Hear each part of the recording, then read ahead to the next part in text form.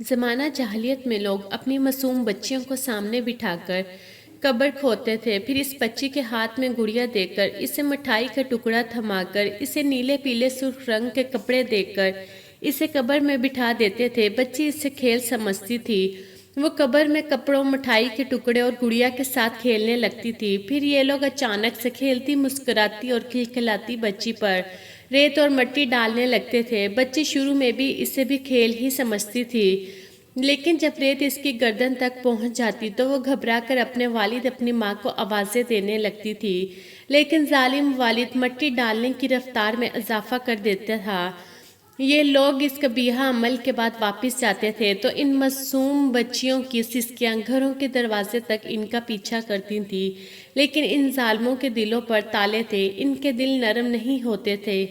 بعض ایسے لوگ بھی تھے جن سے اسلام قبول کرنے سے پہلے ماضی میں ایسی غلطیاں ہوئی تھی۔ ایک نے واقعہ سنایا، میں اپنی بیٹی کو قبرستان لے کے جا رہا تھا، بچی نے میری انگلی پکڑ رکھی تھی، وہ باپ کے لمس کی وجہ سے خوش تھی، وہ سارا راستہ اپنی توتلی زبان میں مجھ سے باتیں کرتی رہی، وہ مجھ سے فرمائشیں بھی کرتی رہی اور میں سارا راستہ اسے اور اس کی فرمائشوں کو بہلاتا رہا۔ میں اسے لے کر قبرستان پہنچا، میں نے اس کے لیے قبر کی جگہ منتخب کی، میں نیچے زمین پر بیٹھا اور اپنے ہاتھوں سے ریت اٹھانے لگا۔ میری بیٹی نے مجھے کام کرتے دیکھا تو وہ بھی اپنے کام میں لگ گئی، وہ بھی اپنے ننھے ہاتھوں سے مٹی کھودنے لگی، ہم دونوں باپ بیٹے قبر کھودتے رہے۔ میں نے اس دن صاف کپڑے پہن رکھے تھے، ریت کھودنے کے دوران میرے کپڑوں پر مٹی لگ گئی تھی۔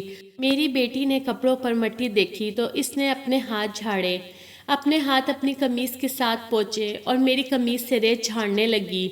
قبر تیار ہوئی تو میں نے اسے قبر میں بٹھایا اور اس پر مٹی ڈالنا شروع کر دی، وہ بھی اپنے ننھے ہاتھوں سے اپنے اوپر مٹی ڈالنے لگی۔ وہ مٹی ڈالتی جاتی تھی، آنکھیں کہاں لگاتی جاتی تھی، آپ سے فرمائش کرتی جاتی تھی، لیکن میں دل ہی دل میں اپنے جھوٹے خداؤں سے دعا کر رہا تھا کہ تو میری بیٹی کی قربانی قبول کر لو اور مجھے اگلے سال بیٹا دے دو۔ میں دعا کرتا رہا اور بیٹی ریت میں دفن ہوتی رہی۔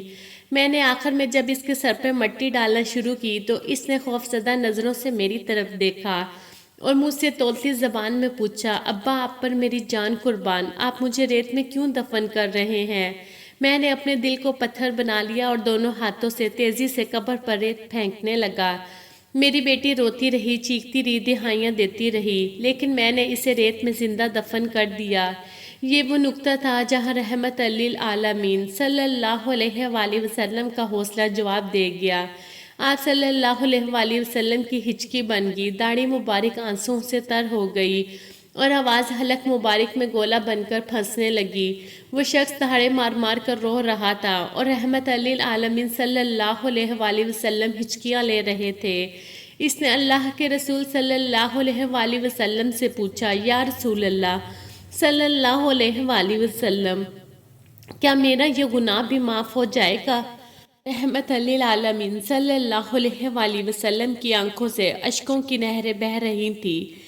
ہمارے معاشرے میں آج بھی بہت سے لوگ اس نقطے پر غور دیتے ہیں کہ ہمیں بیٹا ہی چاہیے۔ ان سے اپیل کرتی ہوں کہ خدارا ایسی گندی سوچ کو ختم کریں۔